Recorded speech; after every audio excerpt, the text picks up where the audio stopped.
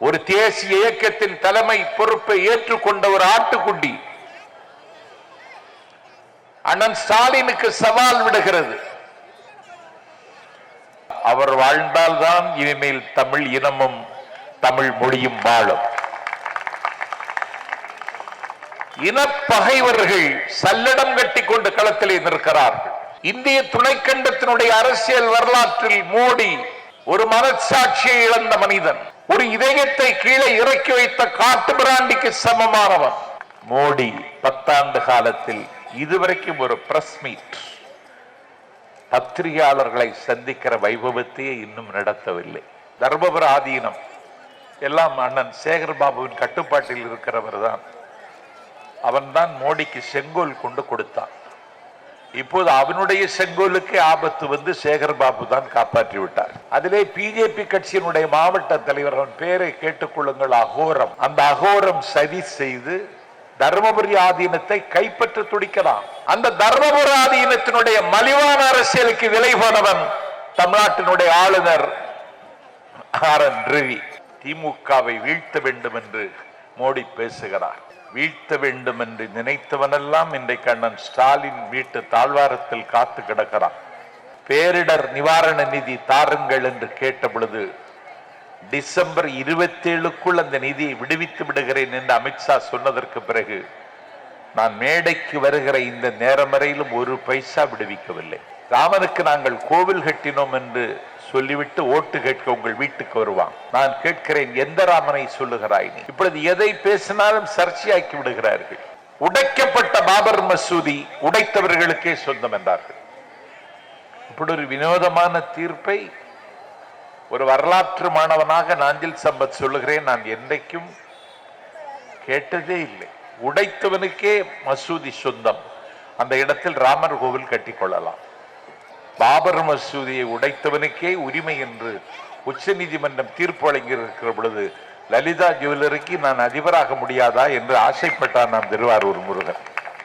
இந்த நாட்டில் தீர்ப்பெல்லாம் இப்படிதான் இருக்கு. இந்தியாவிலேயே திருவரங்கத்திற்கு ஈடான கோவில் இந்தியாவில் வேற எங்கும் கிடையாது. ராமேஸ்வரத்தை மாதிரி ஒரு கோவில் இந்தியாவில் எங்கும் கிடையாது.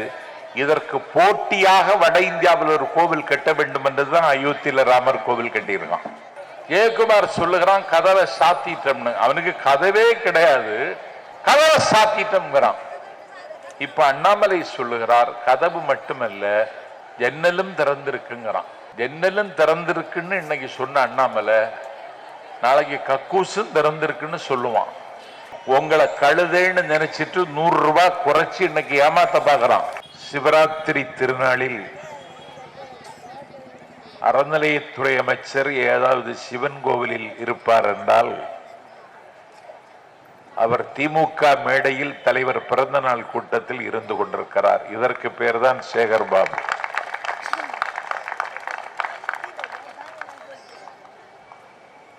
இன்றைக்கு நான் திக்கெல்லாம் புகழுகிற திருநெல்வேலி சீமையில் ஒரு புகழ்பெற்ற மகளிர் கல்லூரியில் உலக மகளிர் தினத்தை முன்னிட்டு உரையாற்றுவதற்கு ஒப்புதலும் இசைவும் தந்திருந்தேன். நாளைக்கு தேதி பெற்றுக் கொண்ட மாவட்ட செயலாளர் சேகர் பாபு 8ஆம் தேதியே வர வேண்டும் என்று கேட்ட பொழுது என்னால் அதை தட்டாமல் இருக்க முடியவில்லை. ஆகவே மகளிர் தின விழா கல்லூரி நிகழ்ச்சிக்கு இன்னொரு சொற்பொழிவாளரை பயன்படுத்த சொல்லிவிட்டு நான் சென்னைக்கு பறந்து வந்தேன். இன்றைக்கு உலக மகளிர் தினம். இந்த கூட்டத்தில் ஆண்களை காட்டிலும் பெண்கள் தான் வெள்ளம் போல் திரண்டு வந்திருக்கிறீர்கள். அது மகளிர் தினம் என்கிற காரணத்தாலா இல்லை இலவச பேருந்து பயணத்திற்கு வாய்ப்பு தந்த தலைவருக்கு நன்றி சொல்ல வேண்டும் என்கிற உணர்வாலா?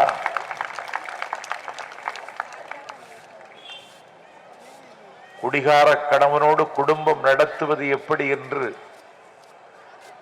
கைப்பிசைந்து கொண்டிருந்த ஒரு தாய்க்கு நான் தருகிறேன் உனக்கு 1000 ரூபாய் என்று உரிமை தொகை தந்த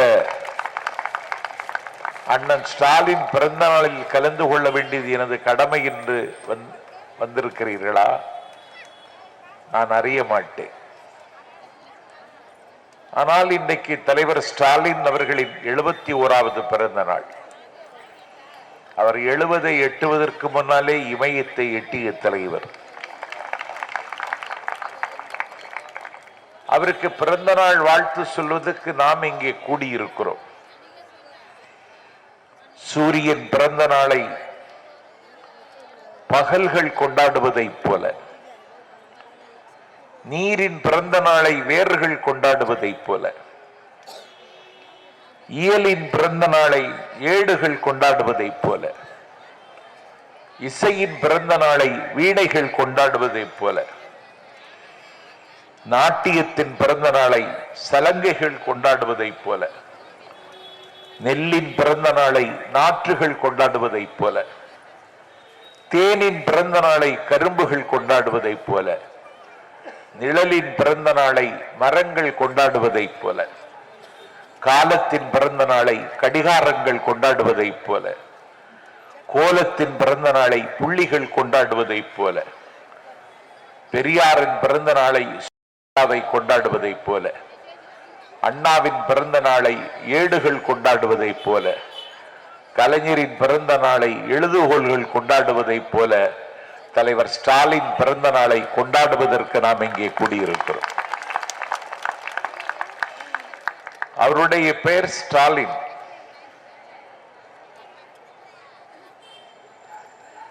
ஒரு குழந்தைக்கு பெயர் வைப்பதென்றால்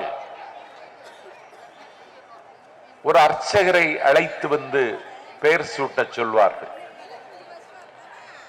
அந்த ஊரில் இருக்கிற ஒரு பெரியவரை அழைத்து எங்கள் குழந்தைக்கு பெயர் சூட்டுங்கள் என்பார்கள். இல்லாவிட்டால் ஒரு அரசு அதிகாரியை அழைத்து வந்து குழந்தைக்கு பெயர் சூட்ட சொல்வார்கள். அண்ணன் ஸ்டாலின் பிறந்தார்.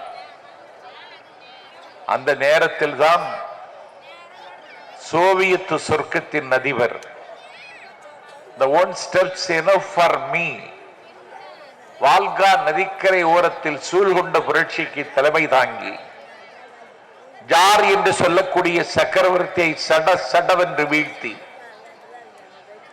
ஒரு யுக புரட்சிக்கு தலைமை தாங்கிய மாவீரன் லெனினுக்கு பிறகு சோவியத் சொர்க்கத்தில் அவர் வகுத்த பாதையில் பயணிப்பதற்கு அதிகராக பொறுப்பேற்றுக் கொண்ட ஜோசப் ஸ்டாலின் மறைந்தார். அவர் மறைந்த பொழுதில் அவருக்கு கண்ணீரஞ்சலி செலுத்துவதற்கு கடற்கரையில், சென்னை மெரினா கடற்கரையில் கடலும் திடலும் தோற்க லட்சக்கணக்கான மக்கள் அங்கே சங்கமித்திருந்தார்கள். அந்த விழாவில் தலைவர் கலைஞர் அன்றைக்கு பேசினார். சோவியத் அதிபர் ஸ்டாலின் மறைந்ததற்கு புகழஞ்சலி செலுத்துவதற்கு திமுகவின் சார்பில் இங்கே நான் வந்திருக்கிறேன். இந்த நாளில்தான் எனக்கு ஒரு மகன் பிறந்திருக்கிறான், அவனுக்கு ஸ்டாலின் பெயரை சூட்டுகிறேன் என்று 10 லட்சம் மக்கள் மத்தியில் பெயர் சூட்டப்பட்ட தலைவர் அண்ணன் ஸ்டாலின் அவர்கள். ஸ்டாலின் அவர்கள் மார்ச் 1 பிறந்தார். மாதங்களின் பெயருக்கு பின்னால் ஒரு வரலாறு இருக்கிறது. ஜெகமஞ்ச போரிட்ட ஜூலியஸ் சீசர், அவன் பிறந்த தினத்தை வைத்துத்தான் ஜூலை மாதம் என்று பெயர் சூட்டினார்கள். மகத்தான வீரன் அகஸ்டஸ், அவன் பிறந்ததை வைத்துத்தான் ஆகஸ்ட் என்று பெயர் சூட்டினார்கள். ஆனால் அண்ணன் ஸ்டாலின் மார்ச் 1 பிறக்கிறார். அவர் மார்ச் திங்கள் 1 பிறக்க வேண்டும் என்பதற்காகவே பிப்ரவரி தன்னுடைய ஆயுளை 28 இறக்கிக் கொண்டது அண்ணன் ஸ்டாலின் 1ஆம் தேதி பிறந்தார். ஒரு இருண்டு கிடக்கிற இதய கிழக்குகள் விடுவதற்கு நூற்றாண்டுகளின் வரப்புகளை கடந்து கொண்டிருக்கின்ற, எனக்கு தெரிந்து உலக சரித்திரத்தில் ஒரு சமூகம் சார்ந்து சிந்திக்கிற ஒரு மகத்தான இயக்கம் திராவிட இயக்கத்தை போல இன்னொரு இயக்கம் இல்லை. அந்த இயக்கத்தினுடைய தலைமை பொறுப்பை காலம் இன்றைக்கு அவருடைய தோளில் திணித்திருக்கிறது. அவருக்கு இன்றைக்கு பிறந்த நாள். பாடும் பறவைகளே பறைசாற்றுங்கள், எங்கள் அண்ணன் ஸ்டாலினுக்கு இன்றைக்கு பிறந்த நாள். ஓடும் மேகங்களை உறக்க சொல்லுங்கள், எங்கள் தலைவர் ஸ்டாலினுக்கு இன்றைக்கு பிறந்த நாள். திரும்ப திரும்ப கரைக்கு மோதுகிற அலைகளை ஆரவாரம் செய்யுங்கள், எங்கள் அண்ணன் ஸ்டாலினுக்கு இன்றைக்கு பிறந்த நாள். குந்தி குரல் எடுத்து கூவுகிற குயில்களே கூவுங்கள், எங்கள் தலைவர் ஸ்டாலினுக்கு இன்றைக்கு பிறந்த நாள். புள்ளி கலாபம் விரித்து ஆடுகிற மயில்களே அகவுங்கள், எங்கள் தலைவர் ஸ்டாலினுக்கு இன்றைக்கு பிறந்த நாள். குதித்து கும்மாளம் போட்டு கீழே விழுகின்ற குற்றாலமே கொட்டி முழக்கு, எங்கள் தலைவர் ஸ்டாலினுக்கு இன்றைக்கு பிறந்த நாள். அவருடைய பிறந்த நாளை கொண்டாடுவதிலே கூட நாஞ்சில் சம்பத்திற்கு ஒரு சுயநலம் இருக்கிறது. என்ன சுயநலம் என்றால், அவர் வாழ்ந்தால்தான் இனிமேல் தமிழ் இனமும் தமிழ் மொழியும் வாழும். இனப்பகைவர்கள் சல்லடம் கட்டி கொண்டு களத்திலே நிற்கிறார்கள். ஒரு தேசிய இயக்கத்தின் தலைமை பொறுப்பை ஏற்றுக்கொண்ட ஒரு ஆட்டுக்குட்டி அண்ணன் ஸ்டாலினுக்கு சவால் விடுகிறது.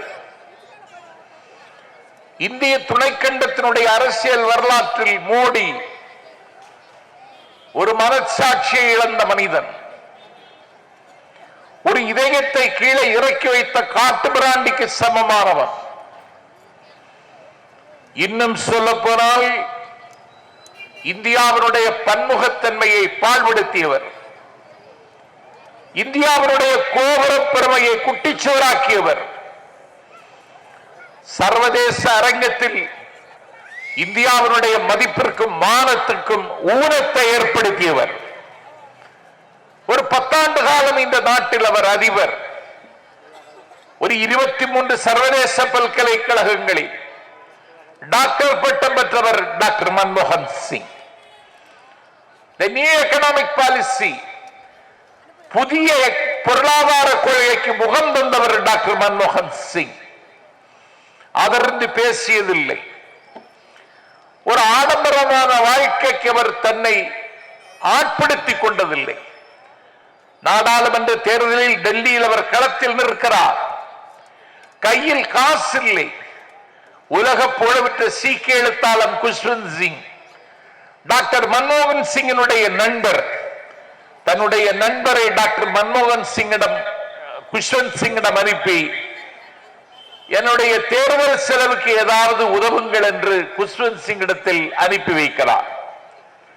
எழுத்தாளர் குஷ்வந்த் சிங் டாக்டர் மன்மோகன் சிங்கிடம் இதை கொண்டு கொடுங்கள் என்ற ஒரு தொகையை கொடுத்து விடுகிறார். தேர்தல் நடந்தது. டாக்டர் மன்மோகன் சிங் தோற்று போனார். என் பெருமைக்குரியவர்களே, தேர்தல் தோல்வியில் ஏற்பட்ட அயர்வும் சோர்வும் தன்னை விட்டு விலகுவதற்கு முன்னாலே குஷ்வந்த் சிங்கிடத்தில் பெற்றுக்கொண்ட நிதியை, இந்த பணம் எனக்கு பயன்படவில்லை என்று சொல்லி குஷ்வந்த் சிங்கிடத்தில் திருப்பி கொடுத்த ஒரே நேர்மையாளன் டாக்டர் மன்மோகன் சிங். அவர் 10 ஆண்டு காலம் பிரதமராக இருந்த பொற்காலத்தில் நான் பொதுமக்களுக்கும் வாக்காளர்களுக்கும் சொல்லுகிறேன், 107 தடவை பத்திரிகையாளர்களை சந்தித்திருக்கிறார்.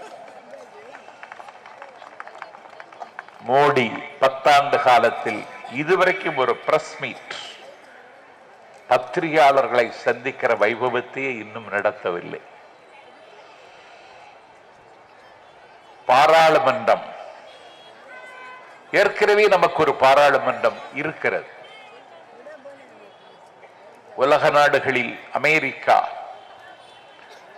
France, Canada, Australia, Dubai, Bahrain, Abu Dhabi, Kuwait, Singapore போன்ற நாடுகளுக்கு இலக்கிய பயணம் செய்து வந்தவன் நான்.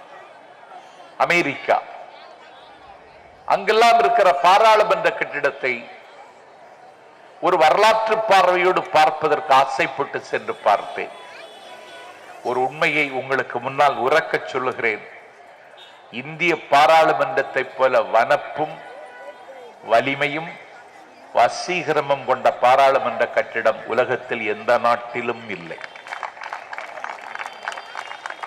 அந்த பாராளுமன்ற கட்டிடம் இருக்கும் பொழுதே சென்ட்ரல் விஸ்டா என்கிற பெயரில் 25,000 கோடி ரூபாய்க்கு ஒரு புதிய பாராளுமன்றத்தை கட்டியிருக்கிறார்கள்.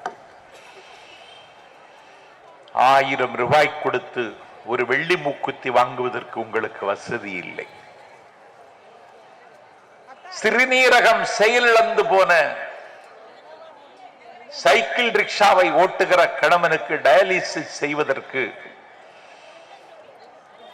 ஸ்டான்லி மருத்துவமனைக்கு அழைத்து செல்வதற்கு ஒரு கார் பிடிப்பதற்கு உங்களுக்கு வசதி இல்லை. சிவராத்திரி திருவிழாவில் கபாலீஸ்வரத்திற்கு திருவான்மியூருக்கு சென்று சிவனை தரிசிக்க போகலாம் என்றால் அதற்கு செல்வதற்கு கூட இரவில் எப்படி திரும்பி வருவது என்று உங்களுக்கு வழி தெரியவில்லை. ஆனால் ஒரு பாராளுமன்ற கட்டிடம் இருக்கிற பொழுதே ஒரு ஜனநாயக நாட்டில் ஒரு புதிய பாராளுமன்றத்தை நிறுவுகிறார். அதனுடைய திறப்பு விழாவிற்கு குருமகா சன்னிதானங்களை அழைக்கிறார். குடியரசுத் தலைவரை அழைக்கவில்லை. மகளிர் தினம் என்பதால் உங்களுக்கு சொல்லுகிறேன். நான் இந்தியாவினுடைய குடியரசுத் தலைவர் திரௌபதி முர்மு ஒரு பழங்குடியின வகுப்பை சார்ந்த பெருமாட்டி. அந்த அம்மையாருக்கு அழைப்பில்லை. குருமகா சன்னிதானத்திற்கு அழைப்பு. தர்மபுர ஆதீனம் எல்லாம் அண்ணன் சேகர் பாபுவின் கட்டுப்பாட்டில் இருக்கிறவர் தான். அவன்தான் மோடிக்கு செங்கோல் கொண்டு கொடுத்தான்.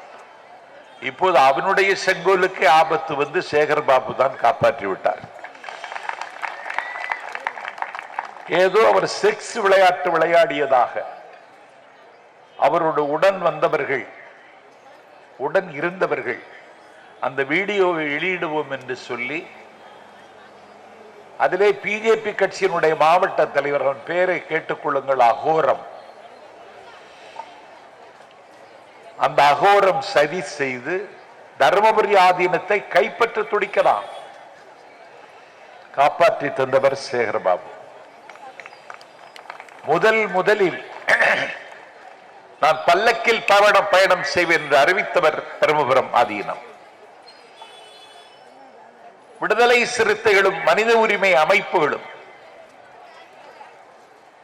பல்லக்கில் பவனி வருவதென்பது அது மனித நாகரிகத்திற்கு அருவருப்பானது. நேற்றைக்கு பல்லக்கில் நீங்கள் பயணித்திருக்கலாம். காலம் மாறி இருக்கிறது. உலகம் இன்னைக்கு உள்ளம் கையில் வந்து விட்டது. World is global village. இன்றைக்கும் பல்லக்கா, அதை நிறுத்துங்கள் என்று சொன்ன பொழுது தர்மபுர ஆதீனம் கேட்கவில்லை. நான் பல்லக்கிலே தான் பயணிப்பேன் என்றார். அண்ணாமலை சொன்னார், அவர் பல்லக்கில் பயணிப்பதற்கு தடை இருக்குமானால் பல்லக்கை நானே சுமப்பேன் என்றார். அந்த தர்மபுர ஆதீனத்தினுடைய மலிவான அரசியலுக்கு விலை போனவன் தமிழ்நாட்டினுடைய ஆளுநர் ஆர்.என். ரவி. அவரே தர்மபுர ஆதீனத்திற்கு சென்றார். அவ்வளவு பரபரப்பான அரசியல்வாதியை போல அவர் நாடகம் போட்டார். திமுகவை காயப்படுத்துகிறவன் ரத்தம் சிந்தாமல் இருக்க முடியாது என்பதற்கு தர்மபுர ஆதீனம் இன்றைக்கு ஒரு சாட்சி. என் பெருமைக்குரியவர்களே, இவர் செங்கோல் கொண்டு கொடுத்தார். புதிய பாராளுமன்ற கட்டிடம் திறக்கப்பட்டது. என் தாய்மார்களின் காலில் மாலையாக விழுந்து கெஞ்சி சொல்லுகிறேன், இந்தியாவினுடைய முதல் குடிமகள் ஒரு பழங்குடி இன வகுப்பை சார்ந்த திரௌபதி முர்முக்கு அழைப்பில்லை. இவ்வளவு பெரிய மிலேச்சத்தனமான சர்வாதிகாரம். உச்ச நீதிமன்றத்தினுடைய நீதியரசரை, நாடாளுமன்றத்தினுடைய சபாநாயகரை, நாடாளும் பிரதமரை, அதிகாரம் நிறைந்த உள்துறை அமைச்சரை பதவி பிரமாணம் செய்து வைக்கின்ற அதிகாரத்தை பெற்றிருக்கிற குடியரசுத் தலைவரை அலட்சியப்படுத்துகிறார்கள். என்ன அக்கிரமம்! இந்த அநியாயத்திற்கு முடிவு கட்டுவது யார்? இந்த அக்கிரமத்தை கேள்வி கேட்பது யார்? இந்தியாவில் ஜனநாயக சக்திகள் எல்லாம் சிதறி கிடக்கின்றன. இந்த அநியாயத்திற்கு முடிவு கட்டுவதற்கு யாரால் முடியும் என்றால் ஒருவரால் முடியும். கருணாநிதி பெற்றெடுத்த ஆண் பிள்ளை ஸ்டாலின் அதற்கு தயாராகிவிட்டார். அதை அவர் செய்தார். நான் அரசியல் பார்வையாளர்களுக்கு ஒன்றை உரக்க சொல்வேன். தேசிய அரசியலில் ஒரு வரலாற்று மாற்றத்திற்கு முகம் தருகிற அந்த பொறுப்பை இதுவரைக்கும் தேசிய தலைவர்களே செய்திருக்கிறார்கள். அந்த பொறுப்பை ஒரு மாநில கட்சியினுடைய தலைவர் செய்கிறார் என்றால் அந்த முதல் வரலாற்றை தொடங்கி வைத்தவன் அண்ணன் ஸ்டாலின் என்கிற காரணத்தினால் அவருடைய பிறந்த நாளை நாங்கள் மகிழ்ச்சியோடும் பரவசத்தோடும் கொண்டாடுகிறோம். அவருக்கு சுயநலம் இல்லை. திமுகவை வீழ்த்த வேண்டும் என்று மோடி பேசுகிறார். வீழ்த்த வேண்டும் என்று நினைத்தவனெல்லாம் இன்றைக்கு அண்ணன் ஸ்டாலின் வீட்டு தாழ்வாரத்தில் காத்து கிடக்கிறான். நான் யாரையும் குறிப்பிட்டு சொல்லவில்லை. ஒரு ஆயிரங்காலத்து பயிர் என்றார் சேகர் பாபு. ஒரு பிரதம அமைச்சர் தன்னுடைய உயரத்தை மறந்து பேச எவ்வளவு செய்தி இருக்கு. திமுகவை அழித்தே தீர வேண்டும் என்கிறார் நாடாளும் பிரதமர். திரும்ப திரும்ப வருகிறார் தமிழ்நாட்டுக்கு. நீ திரும்ப திரும்ப வர வேண்டும். எல்லா தொகுதிக்கும் வந்தால் தான் எல்லா தொகுதியிலும் நாங்கள் வெற்றி பெறுவோம். ஒரு பிரைம் மினிஸ்டர் ஒரு ஸ்டாண்டர்ட் இருக்கணும். நீ ஜவஹர்லால் நேரு உட்கார்ந்த இடத்தில் உட்கார்ந்து இருக்கிறவன். நீ பண்டிட் லால் பகதூர் சாஸ்திரி உட்கார்ந்த இடத்தில் உட்கார்ந்திருப்பவர். ஐசிஎஸ் பட்டம் பெற்று அதை அரபிக்கடலில் தூக்கி எறிந்துவிட்டு இந்தியாவுடைய விடுதலை வேள்வியில் குதித்த மொரார்ஜி தேசாய் உட்கார்ந்த இடத்தில் உட்கார்ந்திருப்பவர். நீ சமூக நீதி என்கிற சராசரி மக்களினுடைய கனவுகளை நிறைவேற்றுவதற்காக இந்தியாவின் பிரதமர் என்கிற மகுடத்தை தூக்கி தூர எறிந்துவிட்டு வீதிக்கு வந்த விஸ்வநாத் பிரதாப் சிங் ராஜ குடும்பத்து பிள்ளை அவர் உட்கார்ந்த இடத்தில் உட்கார்ந்திருக்கிறவன் நீ. இன்றைக்கு நீங்கள் அனுபவித்துக் கொண்டிருக்கிற டிஜிட்டல் வேர்ல்டு, இன்றைக்கு நீங்கள் அனுபவித்துக் கொண்டிருக்கிற இன்ஃபர்மேஷன் டெக்னாலஜி, இதற்கு அகரம் எழுதியவர் ராஜீவ் காந்தி.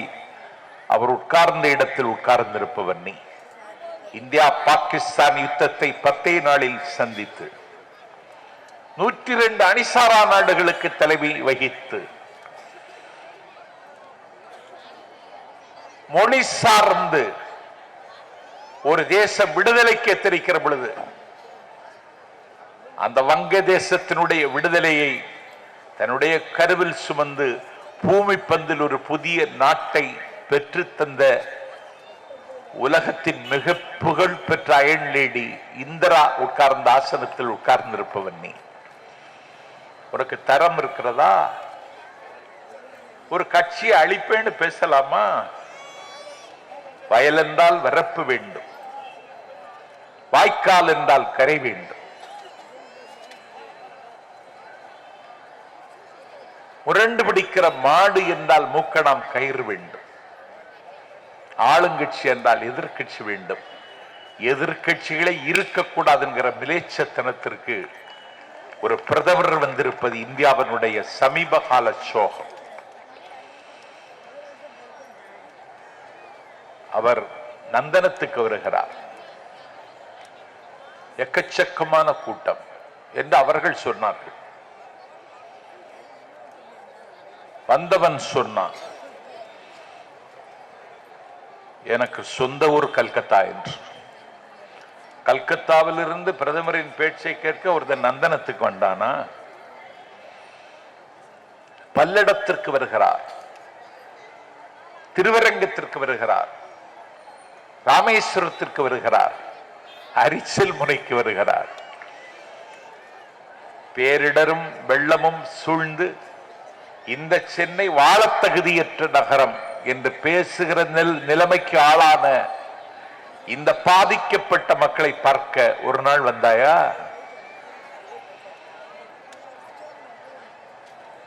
திக்கெல்லாம் புகழுகிற திருநெல்வேலி சீமைக்கின் மனத்திற்கும் குணத்திற்கும் காரணமாக இருக்கிற தாமிரபரணி உடைத்துக் கொண்டு ஊருக்குள் நுழைந்து 24 அடி உயரத்திற்கு ஊருக்குள்ளே தண்ணீர். பாதிக்கப்பட்ட மக்களை பார்ப்பதற்கு வந்தாயா? வரல.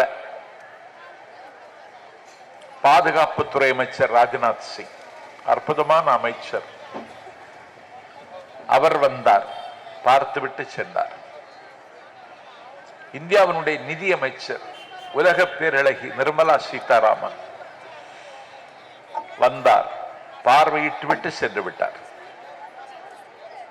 ஒன்றிய அரசிடமிருந்து குழு வந்தது. தமிழக அரசின் நிவாரணங்கள் சரியான திசையில் பயணிக்கிறது என்று எங்களுக்கு சான்றிதழ் தந்துவிட்டு போனார்கள். அறிக்கை கொடுத்தார்கள். டிசம்பர் திங்கள் 19ஆம் தேதி எங்கள் முதல்வர் இந்தியா கூட்டணியில் கூட்டத்தில் கலந்து கொள்ள டெல்லி சென்ற நேரத்தில் ஒரே கல்லில் 2 மாங்காய் என்று நாடாளும் பிரதமர் மோடியை சந்திக்க நேரம் கேட்டு இரவு 7:30 மணிக்கு முதலமைச்சரை சந்திக்க நேரம் கொடுத்ததற்கு பிறகு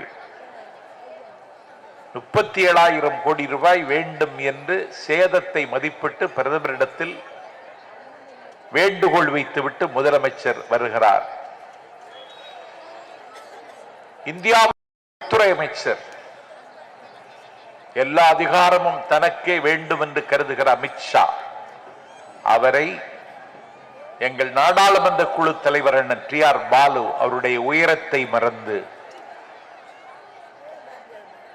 கழகத்தின் துணை பொதுச் செயலர் கனிமொழி உள்ளிட்ட நாடாளுமன்ற உறுப்பினர்களை அழைத்துக் கொண்டு பேரிடர் நிவாரண நிதி தாருங்கள் என்று கேட்ட பொழுது டிசம்பர் 27க்குள் அந்த நிதியை விடுவித்து விடுகிறேன் என்று அமித்ஷா சொன்னதற்கு பிறகு நான் மேடைக்கு வருகிற இந்த நேரம் வரையிலும் 1 பைசா விடுவிக்கவில்லை. பிஜேபி கட்சிக்காரன் ராமனுக்கு நாங்கள் கோவில் கட்டினோம் என்று சொல்லிவிட்டு ஓட்டு கேட்க உங்கள் வீட்டுக்கு வருவான். நான் கேட்கிறேன், எந்த ராமனை சொல்லுகிறாய் நீ? இப்பொழுது எதை பேசினாலும் சர்ச்சையாக்கி விடுகிறார்கள். அதிலும் சர்ச்சையிலே அடிக்கடி சிக்க வேண்டிய நிலைமை சேகர்பாபுவுக்கு தான் வருகிறது. ஒரு அறைகூவலுக்கு மத்தியில் அவர் அறநிலைத்துறையை முன்னெடுத்து செல்லுகிறார். இந்த ஏழைகள் வாடுகிற நாட்டில் அயோத்தியில் ராமர் கோவில் கட்டக்கூடாது என்றோ குடமுழுக்கு நடத்தக்கூடாது என்றோ திமுக சொல்லவில்லை. ஆனால் அந்த கோவில் கட்டுவதற்கு பின்னால் இருக்கிற வலி மக்களுக்கு தெரிய வேண்டாமா? பாபரி மஸ்ஜித் ஒரு பள்ளிவாசல் திட்டமிட்டு உடைக்கப்பட்டு கையறு நிலையில் இஸ்லாமிய மக்கள் கைவிடப்பட்டதற்கு பிறகு 25 ஆண்டு காலத்திற்கு மேலாக அந்த வழக்கு உச்ச நீதிமன்றத்தில் நடந்ததற்கு பிறகு உச்ச நீதிமன்றம் தீர்ப்பு சொன்னது, பாபர் மசூதியை உடைத்தது தவறு. தீர்ப்பு என்ன எழுதினார்கள் என்றால், உடைக்கப்பட்ட பாபர் மசூதி உடைத்தவர்களுக்கே சொந்தம் என்றார்கள். இப்படி ஒரு வினோதமான தீர்ப்பை ஒரு வரலாற்று மாணவனாக நாஞ்சில் சம்பத் சொல்லுகிறேன், நான் என்றைக்கும் கேட்டதே இல்லை. உடைத்தவனுக்கே மசூதி சொந்தம், அந்த இடத்தில் ராமர் கோவில் கட்டிக்கொள்ளலாம். திருச்சியில் லலிதா ஜுவல்லரியில ஒரு திருடன் நள்ளிரவு நுழைகிறான். அவனுடைய பேர் திருவாரூர் முருகன். நுழைந்து நகையை எடுத்துட்டான். போலீஸ் அவனை கைது செய்து விட்டது. அவன் சிறைச்சாலையில் இருக்கிறான். அவனுடைய வக்கீலிடத்தில் சொன்னானாம், என்றைக்காவது ஒரு நாள் விடுதலை பெற்று நான் வெளியே வந்தாலும் லலிதா ஜுவல்லரி எனக்குத்தான் சொந்தமாகும் என்று. ஏனென்று கேட்டதால் சொன்னானாம், பாபர் மசூதியை உடைத்தவனுக்கே உரிமை என்று உச்ச நீதிமன்றம் தீர்ப்பு வழங்கி இருக்கிற பொழுது லலிதா ஜுவல்லரிக்கு நான் அதிபராக முடியாதா என்று ஆசைப்பட்டான் நாம் திருவாரூர் முருகன். இந்த நாட்டில் தீர்ப்பெல்லாம் இப்படிதான் இருக்கு. இன்னைக்கு அங்க ஒரு கோவில் கட்டிட்டாங்க. ஒன்னு சொல்றேன், அந்த கோவில் கட்டி பிராண பிரதிஷ்டை செய்தார்கள். பிராண பிரதிஷ்டை செய்த பொழுது நாஞ்சில் சம்பத் உறக்க சொல்வேன், ராமன் பேரை உச்சரிப்பதற்கே மோடிக்கு தகுதி இல்லை. கூனி செய்த சதியால் கையை வாங்கிய வரத்தால் அவருடைய பட்டாபிஷேகம் நின்று போகிறது. 1000 பெண்கள் கவரி வீச, பல்லாயிரம் யானைகளும் குதிரைகளும் அணிவகுத்து வர, கோசலையின் அரண்மனைக்கு பெற்ற தாயிடத்தில் பட்டாபிஷேகத்திற்கு முன்னால் ஆசி வாங்குவதற்கு ராமன் வருவான் என்று கோசலை காத்திருந்தாள். 1000 பெண்களும் யானையும் வரவில்லை. கம்பன் சொல்லுகிறான், குறைக்கின்ற கதறியின்றி கொற்றவன் குடையும் இன்றி இழக்கின்ற விதிவன் செல்ல தர்மன் இறங்கிய மலைக்குண்ட வரையான் மௌலிக வித்தரன் என்று கம்பன் பாடுவான். விதி பிடரியை பிடித்து ஆட்டுகிறது. ராமனுடைய மகுடம் சூறையாடப்படுகிறது. அவனுடைய தம்பிக்கு தாரை வார்த்து கொடுத்து விட்டார். காட்டுக்கு போகிறான் ராமன். காட்டுக்கு போன ராமனை அங்கே வரவேற்றவன் யாரு தெரியுமா? குகன். குகன் யாரு தெரியுமா? Scheduled try. என்ன கொண்டு கொடுத்தான் தெரியுமா? ராமனுக்கு மீனும் தேனும் கொண்டு கொடுத்தான். ராமனுக்கு கொண்டு போய் மீன் கொடுக்கலாமா? வாங்கினான் ராமன். இது அபச்சாரம் இல்லையான்னு கேட்டான் பக்கத்தில் இருந்தவன். இல்ல, அவன் மீன் கொண்டு வந்திருக்கிறான் என்றால் மீன் கடலின் ஆழத்தில் கிடைப்பது. அவனுடைய அன்பின் ஆழத்திற்கு இந்த மீன் அடையாளம். தேன் மலையின் உச்சியில் எடுப்பது அவனுடைய அன்பின் உச்சி. அவனுடைய அன்பின் உச்சிக்கு இந்த தேன் அடையாளம் என்று குகன் கொடுத்த தேனையும் மீனையும் அன்றைக்கு ராமன் வாங்கி கொண்டான். அந்த குகன் ஒரு காட்டு வேடன். அவனை சகோதரனாக ஏற்றுக்கொண்டான் இதிகாச ராமன். என் பெருமைக்குரிய தாய்மார்களே, மனைவியை ராமனை போல பறிகொடுத்தவன் சுக்ரீவன். அவன் குரங்கினத்தை சார்ந்தவன். என்னுடைய மனைவி மீட்கப்படுவதற்கு முன்னால் உன்னுடைய மனைவியை மீட்டு தருகிறேன் என்று சுக்ரீவனுக்கு வாக்குறுதி கொடுத்து சுக்ரீவனை அங்கீகரித்தான். ஒரு குரங்கினத்தை பிறந்த சுக்ரீவனை இதிகாச ராமன். என் பெருமைக்குரியவர்களே, அரக்கர் குலத்தில் பிறந்தவன் விபீஷணன். உடன் பிறந்த அண்ணனுக்கு துரோகம் செய்தவன் விபீஷணன். உடன் பிறந்த அண்ணனுக்கு துரோகம் செய்த விபீஷணனை, காட்டிக் கொடுத்த விபீஷணனை, அரக்கர் குலத்தில் பிறந்தவனை இந்த நாட்டில் இலங்கை சாம்ராஜ்யத்தினுடைய அதிபதியாக்கி அழகு பார்த்தவன் ஸ்ரீராமன். நான் கேட்கிறேன், இன்னைக்கு ஆட்சியில பழங்குடி மக்களுக்கு மரியாதை இருக்கா? ஒடுக்கப்பட்ட மக்களுக்கு உரிமை இருக்கிறதா? இந்த ராமர் கோவில் கும்பாபிஷேகத்திற்கு, பிராண பிரதிஷ்டைக்கு, பழனி தைப்பூசத்திற்கு அலை அலையாக, அணி அணியாக பக்தர்கள் திருச்செந்தூருக்கும் பழனிக்கும் படையெடுத்து செல்வார்கள். இரவு நேர காரில் பயணிக்கிற பொழுது அந்த பக்தர்களை நான் பார்ப்பேன். ஒவ்வொரு பக்தனுக்கும் ஒரு வலி இருக்கும், ஒவ்வொரு பக்தனுக்கும் ஒரு ஏக்கம் இருக்கும்.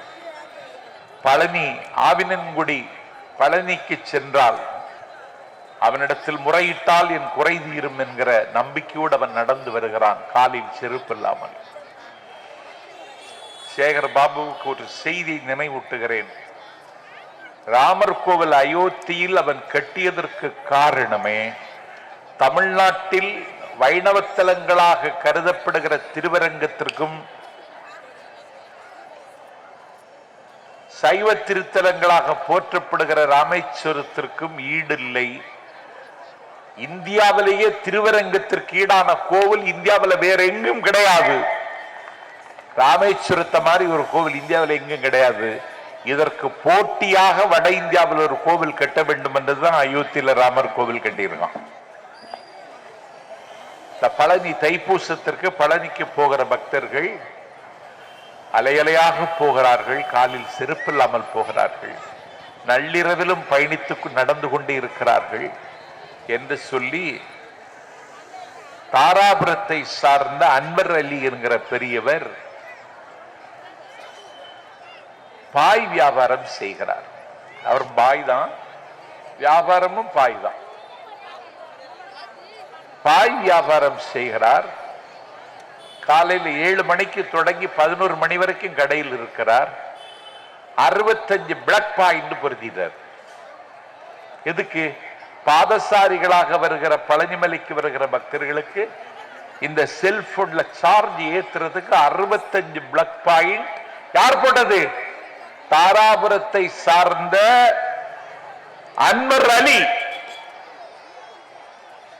பழனி தைப்பூசத்திற்கு முருகா என்கிற திருநாமத்தை உச்சரிப்பவனுக்கு ஒரு முஸ்லீம் அவனுடைய செல்போனுக்கு பிளாக் பாயிண்ட் பொருத்துவதற்கு முன்வருகிறார் என்றால் இதற்கு பெயர் தான் தமிழ்நாடு, இதற்கு பெயர் தான் எங்கள் பண்பாடு. ஆக்கிரமிக்கப்பட்ட காஷ்மீர், ஆக்கிரமிக்கப்பட்ட காஷ்மீர்ல தண்ணீர் அகமது என்று ஒருவன் துவாரகா பீடத்திலிருந்து புனித நீர் எடுத்து அயோத்தி கோவிலுக்கு அனுப்ப வேண்டும் என்று ஆசைப்படுகிறார். ஆக்கிரமிக்கப்பட்ட காஷ்மீரில் இருந்து இந்தியாவிற்கு போஸ்டல் அஞ்சல் சேவை கிடையாது. ஆனால் துவாரகா பீடத்தில் இருந்து எடுக்கப்பட்ட புனித நீரை அயோத்திக்கு கொண்டு சேர்ப்பது எப்படி என்று அவர் யோசித்த பொழுது அஞ்சல் சேவை மறுக்கப்பட்ட நிலையில் அவருடைய மகள் லண்டனில் இருக்கிறாள். அவருடைய பெயர் மகரிப். லண்டனில் இருக்கிற மகளுக்கு அனுப்பி லண்டனில் இருக்கிற மகள் லண்டனில் இருக்கிற ஒரு காஷ்மீர் பண்டிட்டில் இந்த புனித நூரை கொடுத்து பிரதிஷ்டைக்கு பயன்படுத்த சொல்லுங்கள், எங்க வாப்பா அனுப்பி வச்சதுன்னு மகரிப் சொல்லுகிறார்.